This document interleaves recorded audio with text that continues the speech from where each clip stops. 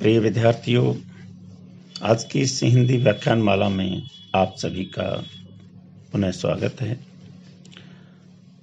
आज हम चर्चा कर रहे हैं रीतिकाल के श्रेष्ठ कवि भूषण की राष्ट्रीय चेतना के संदर्भ में। आज हम विस्तार से चर्चा करेंगे कि रीतिकालीन कवि भूषण के काव्य में राष्ट्रीय चेतना किस तरह से ओतप्रोत है। कवि भूषण राष्ट्रीय भावों के गायक माने जाते हैं। रीतिकाल में विशेष रूप से कवि भूषण एक अलग स्थान रखते हैं, क्योंकि उस काल में अधिकांश कवियों ने श्रृंगारिक कविताएं की या अपने आश्रयदाताओं की प्रशंसा के संबंध में, उनकी वीरता दयालुता के संबंध में प्रशस्ति गान किया है। लेकिन कवि भूषण एक अकेले ऐसे कवि हैं जिन्होंने इन भावों से, श्रृंगारिकता से हटकर उस काल में वीर औज की कविताओं को अपने काव्य में स्थान दिया।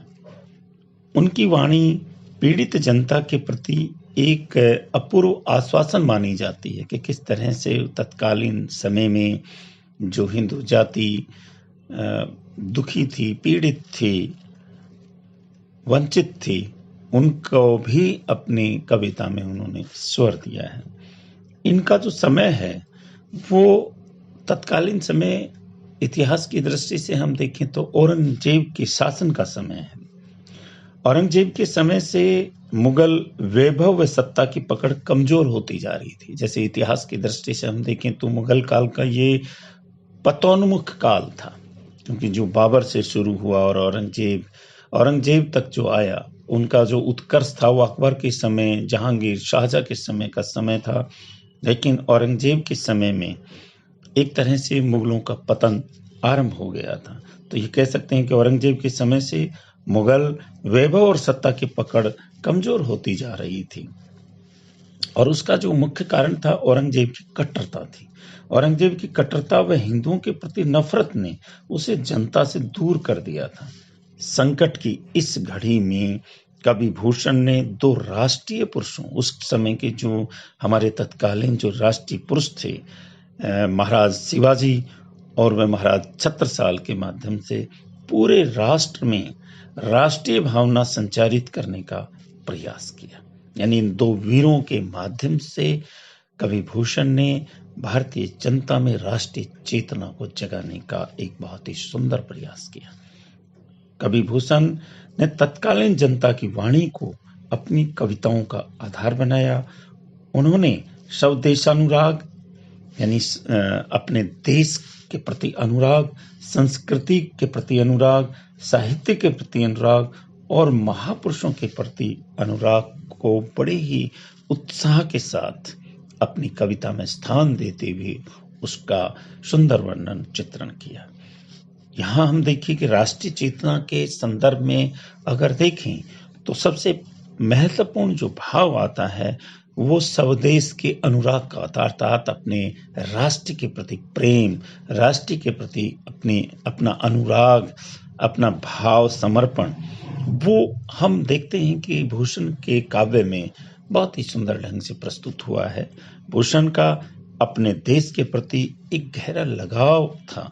उनकी दृष्टि पूरे देश पर थी। यानी एक छत्रपति शिवाजी महाराज के साथ रहते हुए ये नहीं है कि उस क्षेत्रीयता के साथ बंधे थे, बल्कि भूषण की दृष्टि बड़ी व्यापक थी। इस दृष्टि में उनकी दृष्टि पूरे देश पर थी। उन्होंने देखा कि औरंगजेब देवालयों को, मंदिरों को मतलब नष्ट कर रहा है, तो उनका मन विद्रोह कर उठा। शिवाजी के माध्यम से उन्होंने अपनी वाणी को इस तरह से प्रकट किया है कि देवल गिराते फिरवाते निशान अली, ऐसे समय राव राणे सबे गए तब की, गोरा गणपति आए औरंगजेब की देखी ताप, अपने मुकाम से मारी दब की।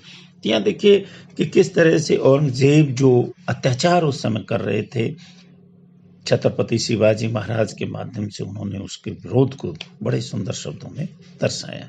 भूषण ने जहाँ हम देखते हैं कि संस्कृति का भी रक्षक बन करके कवि भूषण उभरे हैं। संस्कृति के रक्षक के रूप में उन्होंने बड़े सुंदर ढंग से अपनी भारतीय संस्कृति का सम्मान अपने काव्य में दर्शाया है। भूषण ने संस्कृति का उपयोग हिंदुओं को खोया हुआ बल दिलाने के लिए भी किया है। उन्होंने अनेक देवी देवताओं के कार्यों का उल्लेख किया तथा उन महान कार्यों की कोटि में शिवाजी के कार्यों की भी गणना की है। शिवाजी को धर्म व संस्कृति के उन्नायक के रूप में अंकित करने वाले कवि भूषण माने जाते हैं। एक स्थान पर वे लिखते हैं, मीड़ी राखे मुगल मरोड़ी राखे पातशाह, बैरी पीसी राखे बरदान राख्यो कर में, राजन की हद राखी तेग बल शिवराज, देव राखे देवल सब धर्म राख्यो घर में। किस तरह से जो अत्याचार मुगल सम्राट औरंगजेब कर रहे थे उसके विपरीत किस तरह से एक वरदान के रूप में अब राजन ने अर्थात छत्रपति शिवाजी ने अपने तेज बल और देवस्थानों की भरपूर सुरक्षा करते हुए अपने राष्ट्र की धरोहर, अपने राष्ट्र की भारतीय संस्कृति को बचाए रखने का महत्वपूर्ण योगदान शिवाजी महाराज ने किया। इस तरह का साहित्य के प्रति भी और संस्कृति के प्रति भी अनुराग उनमें दिखाई देता। साहित्य के अनुराग के संदर्भ में यदि हम कहें तो कवि भूषण ने जो प्राचीन साहित्य था, भारतीय साहित्य जो वेदों से शुरू होता था, उनका भी गहन अध्ययन उन्होंने किया है और उसकी सुरक्षा का भी अपने काव्य में सुंदर चित्रण किया है। भूषण ने वेद शास्त्रों का गहन अध्ययन किया। उन्होंने प्राचीन साहित्य के आधार पर ही अपने काव्य की रचना की। उनका साहित्य प्रेम उनकी राष्ट्रीय भावना का ही परिचायक माना जाता है। अर्थात उनकी राष्ट्रीय भावना इतनी ओतप्रोत थी कि उन्होंने अपने भारतीय साहित्य, अपने भारतीय संस्कृति की सुरक्षा अपने काव्य के माध्यम से की। महापुरुषों के प्रति भी उनमें श्रद्धा थी, यानी जो देश के राष्ट्र के महापुरुष थे उनके प्रति भी वे श्रद्धा नमन थे। भूषण ने अतीत व वर्तमान के महापुरुषों, देखिए दोनों किस तरह से इतिहास और वर्तमान दोनों ही महापुरुषों व जननायकों के प्रति अपनी श्रद्धा का भाव प्रकट किया, व्यक्त किया।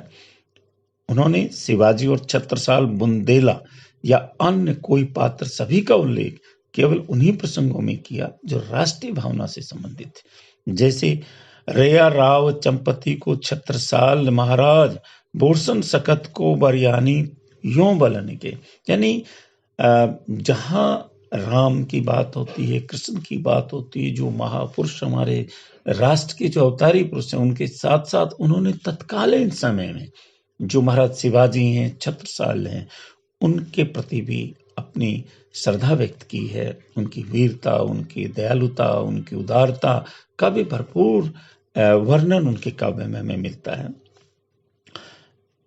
राष्ट्रीय भावना में एक उत्साह का भाव बहुत ही जरूरी माना जाता है। तो उत्साह का भाव उनके काव्य में यत्र तत्र सर्वत्र ही दिखाई देता है। राष्ट्रीय चेतना में या राष्ट्रीय साहित्य में चेतना का भाव होता है, अर्थात उत्साह का भाव होता है। भूषण के साहित्य में सजीवता, स्फूर्ति व उमंग का भाव है। मुगलों के साथ शिवाजी के संघर्ष का कवि उत्साहपूर्ण शैली में वर्णन करते हैं, यानी जब शिवाजी महाराज मुगलों के साथ लड़ते हैं तो किस तरह से उत्साह के साथ उसका वर्णन वो करते हैं। कहते हैं कि दावा पातशाह सो कियो शिवराज वीर, जेर जिनी देश हृदय बांधो दरबार से, हठी मर हठी तामे राख्यो न, मवास को छीने हथियार डाले बन बन चारे से। किस तरह से वो हथियार, दुश्मनों के हथियारों को किस तरह से गिराते हैं युद्ध भूमि में, उसका बहुत ही महत्वपूर्ण वर्णन शिवाजी महाराज की इस युद्ध के वर्णन के माध्यम से कवि भूषण करते हैं। निसंदेह हम यह कह सकते हैं कि भूषण का काव्य राष्ट्रीय चेतना से ओतप्रोत था और वे सच्चे अर्थों में राष्ट्रीय भावना के कवि माने जा सकते हैं। और इसी दृष्टि से अगर हम देखें तो भूषण का हिंदी साहित्य में एक विशिष्ट स्थान है। वे वीर रस के अद्वितीय कवि थे। रीतिकालीन कवियों में वे पहले कवि थे जिन्होंने हास विलास की अपेक्षा या श्रृंगार की, हंसी मजाक की अपेक्षा राष्ट्रीय भावना को प्रमुखता दी। उन्होंने अपने काव्य द्वारा तत्कालीन ऐसा हिंदू समाज को वीरता का पाठ पढ़ाया, उन्हें लड़ना सिखाया और उसके समक्ष रक्षा के लिए एक आदर्श प्रस्तुत किया। और निश्चित रूप से हम ये कह सकते हैं कि कवि भूषण निसंदेह राष्ट्र की अमर धरोहर थे। आज इस व्याख्यान में इतना ही। आगे हम रीतिकाल के अन्य कवि पर, उनके काव्य पर विस्तार से चर्चा करेंगे। धन्यवाद।